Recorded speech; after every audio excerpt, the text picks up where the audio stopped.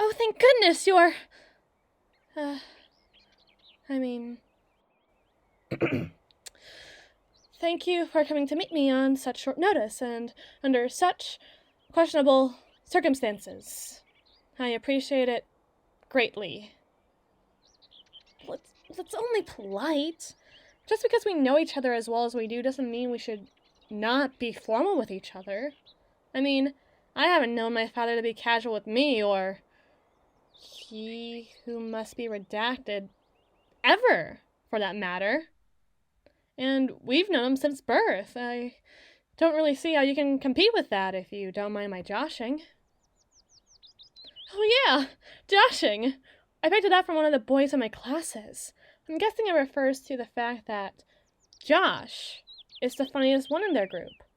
So his name can be used to substitute joking in contexts such as these, and I wanted to see if I could help them carry on the trend. Unless that's not what it means? I mean, I can only make inferences based on context clues, but... Oh my gosh, is it like a sex... Is it like a... Is it one of those things? I mean, I don't know why they'd be talking about something like that, but... Oh, I did use it properly. Sorry, I couldn't be certain. I really couldn't be. Honestly. Sometimes I feel like an alien trying to blend in among the other kids. Like, I look enough like them at a glance. I have the same face and the same features as everybody else, but the way I talk and the way I walk next to them makes it look like I'm performing an act that everybody else can just do naturally. I don't know. I don't even know how to explain it, really. It's this isolation and togetherness that's really tearing me apart. It feels like every time I do anything, outside of the normal what I'd usually do, like use slang or tell a cool joke, I stop being myself and I become a spectator of my own life. I'm not the one performing. I am the one watching. But I can't be either, because I'm both. I consume it. I consume my life as something made for consumption. Because I know nobody else will feast upon me. Because nobody else thinks of these things they're doing as putting themselves up for consumption. I'm at a buffet, but I'm the only one there who realizes that I'm only there to look appetizing on a plate and nothing more. And I shouldn't think like that, because really, when you do something that's a little outside of the norm of what you'd usually do, you don't think of it as being out of character for you, as if you were holding a mirror up to your mirror. You think about it as being multifaceted, or acting differently in different situations. Which is how you're supposed to think about it. How you're supposed to see it. But all I see when I look in the mirror is just not myself.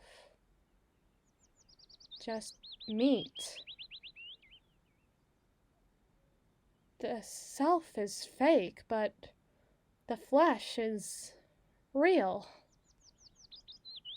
Very, very real. Yeah, that personal essay is really killing me. How'd you know?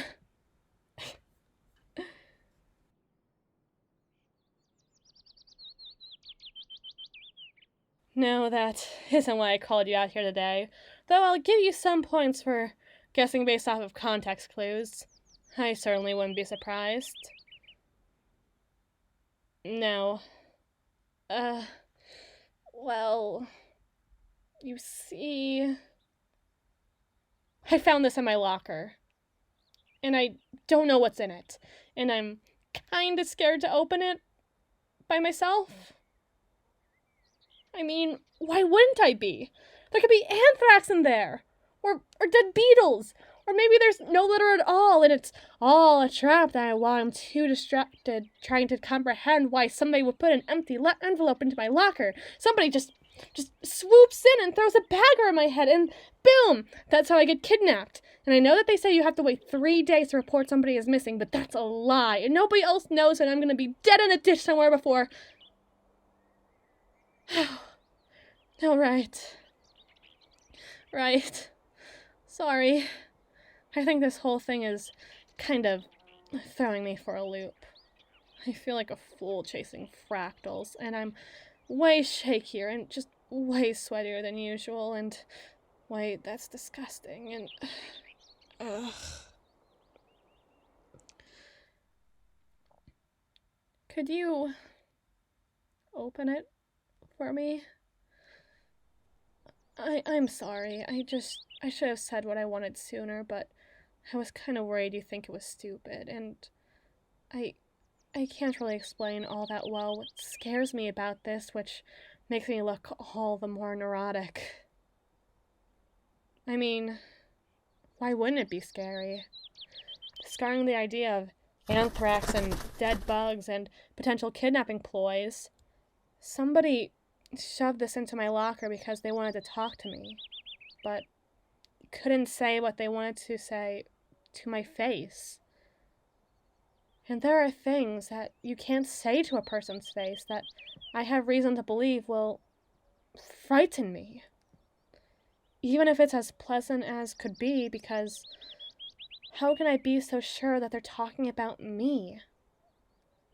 And how can I be so sure that I want them to be talking about me?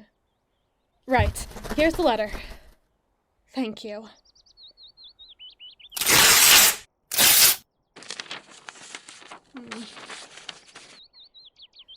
You can read it first, if you want.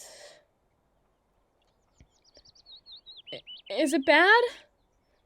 Is it good? Is it a myriad of complex things that you can't exactly place a name to?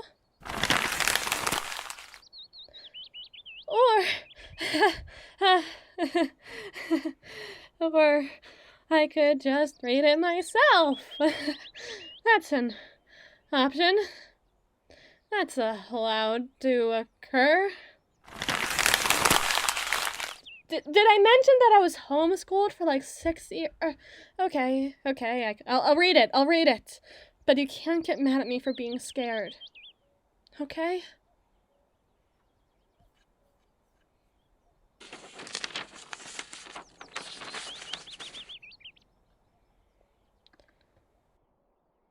In the sweet words of Epiphany that run like blood when they first came, I can't imagine the cacophony that comes from not knowing your sweet name. The hilt of your blade can know no more tenderness that can come from I, so please consider yourself mine, and allow all your tears to run as dry as cherry wine. Signed, your secret admirer? Wow, I didn't know I was allowed to have one of those. This is so strange and a little amazing.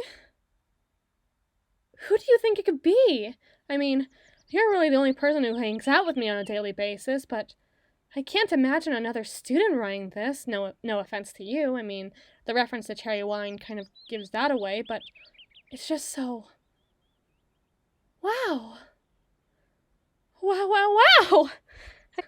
I can practically just feel the blush just radiating off my face. I feel so warm and light and kind of sick and just really excited. Thank you. Thank you so much. I would have never even imagined opening it if it wasn't for you, so you have my gratitude for that alone, so thank you. I wonder who wrote it.